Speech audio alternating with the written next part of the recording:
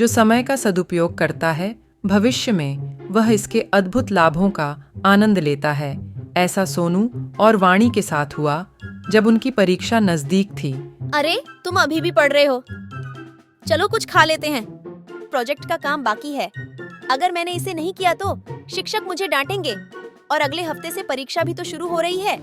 वाणी बहुत मेहनती लड़की थी जो अपने समय का सही उपयोग करती थी, जबकि उसका भाई सोनू बहुत लापरवाह और शरारती था जो हर काम को अगले दिन के लिए छोड़ देता था। क्या तुमने अपना प्रोजेक्ट पूरा कर लिया है? इतनी जल्दी क्यों? हमें तो 6वें पीरियड में जमा करना है। अभी तो 2 पीरियड बाकी है। मैं इसे जल्दी खत्म कर लूंगा। अभी जल्दी आओ, मुझे भूख लग रही है। हमें खेलना भी तो है। अरे सोनू, अगर तुम अकेले जमा नहीं करोगे तो टीचर तुम्हें डांटेंगे। सोनू और वाणी के माता पिता हमेशा वाणी का उदाहरण देकर सोनू को समझाते थे। सोनू मेरे बेटे, अब तुम बड़े हो गए हो। खेल के साथ साथ तुम्हें अपनी पढ़ाई पर भी ध्यान देना चाहिए। हाँ माँ, कल से डेफिनेटली पढ़ूंगा। सोनू, अपनी बहन से कुछ सीखो। समय का सदुपयोग कैसे किया जाता है। देखो, वह समय पर पढ़ती है, समय पर खेलती भी है। वह कभी भी आज के काम को कल पर नहीं छोड़ती। आप देखना, मैं कल से वही करूंगा। क्या मैं अब खेल सकता हूँ? प्लीज। सोनू हमेशा अपने माता पिता की सलाह को नजरअंदाज करता था और आखिरकार परीक्षा का समय नजदीक आ गया। अब सोनू और वाणी की परीक्षा में केवल 2 ही दिन बचे थे। बच्चों, आप दोनों की परीक्षा अगले सोमवार से शुरू हो रही है। क्या मैं सही हूं? पूरे मन लगाकर पढ़ाई करो और परीक्षा में बहुत अच्छा करो। सोनू, मैं तुम्हारे लिए बहुत चिंतित हूं। मेरे बेटे, तुम हमेशा आज के काम को कल पर छोड़ देते हो। पढ़ाई को अगले दिन के लिए नहीं छोड़ना। वाणी के जैसे समय पर अपने सभी चैप्टर्स को करो, ठीक है? पिताजी, जब परीक्षा के लिए 2 दिन बचेंगे तब मैं जल्दी से सब कुछ पढ़ लूंगा। लेकिन अभी मैं खेलने जा रहा हूँ। अगर मैं नहीं खेलूंगा तो मुझे पढ़ाई भी समझ नहीं आएगी।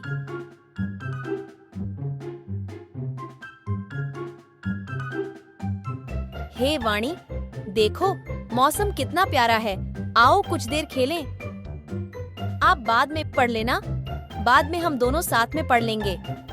हाँ, मौसम बहुत प्यारा है, लेकिन मुझे अपनी पढ़ाई पूरी करनी है। कल हमारी परीक्षा भी तो है ना। आप जानते हैं कि इस मौसम में खेलना वाकई मजेदार होगा। आप पढ़ते रहिए, मैं तो खेलने जा रहा हूँ। कुछ देर के बाद वाणी ने देखा कि सुहावना मौसम तूफान में बदल गया और चारों तरफ काले बादल छा गए। ऐसा लग रहा था कि बारिश किसी भी समय हो जाएगी। इस मौसम को देखकर वाणी चिंतित हो रही थी कि अगर बारिश हो गई तो वह अपनी पढ़ाई कैसे पूरी करेगी, क्योंकि इस मौसम में बिजली का जाना तो आम बात थी। उसने सोनू को बुलाया। सोनू, सोनू सुनो। मौसम को देखकर लगता है कि बारिश होने ही वाली है। रात में बिजली जा सकती है। तुम खेलना बंद करो और अभी पढ़ाई करो, नहीं तो कल परीक्षा में क्या लिखोगे? चिंता मत करो वाणी, अभी दोपहर ही हुई है। मैं रात में जल्दी से सब कुछ पढ़ लूंगा। बिजली नहीं जाएगी। अभी मैं खेलने जा रहा हूँ।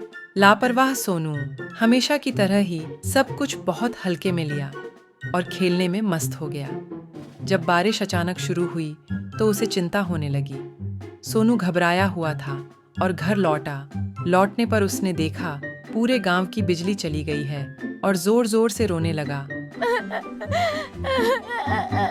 मैं कल परीक्षा में क्या लिखूंगा? मैंने तो कुछ भी नहीं पढ़ा है और अब बिजली भी चली गई है। मैं फेल हो जाऊंगा। मैंने तुम्हें पहले ही कहा था, समय रहते पढ़ लो। मैंने तुमसे 1 सप्ताह पहले ही कहा था, समय है, पढ़ लो, लेकिन तुम्हें एक भी शब्द समझ नहीं आया। अब इसका सामना करो। सॉरी पिताजी, अब मैं क्या करूं? काश मैं अपनी पढ़ाई समय रहते पूरी कर लेता। आखिरकार सोनू को अपनी गलती का एहसास हो गया, लेकिन एक पुरानी कहावत है, समय और बीमारी किसी का इंतजार नहीं करते हैं। अब रोने से कोई फायदा नहीं है। उम्मीद है अब तुम समझ गए होगे कि पहले हर कोई तुम्हें क्यों समझाता था। अभी रोना बंद करो और मेरे साथ चलो। आसानी से पढ़ा दूंगी। अगले दिन दोनों बच्चे खुशी खुशी परीक्षा देने चले गए। समय का सदुपयोग करके वर्तमान को संभाल लेता है, वह निश्चित रूप से भविष्य में सफल व्यक्ति बन जाता है। इस तरह की और भी वीडियो देखने के लिए लाइक करें, चैनल को सब्सक्राइब करें और बेल आइकॉन को दबाना ना भूलें।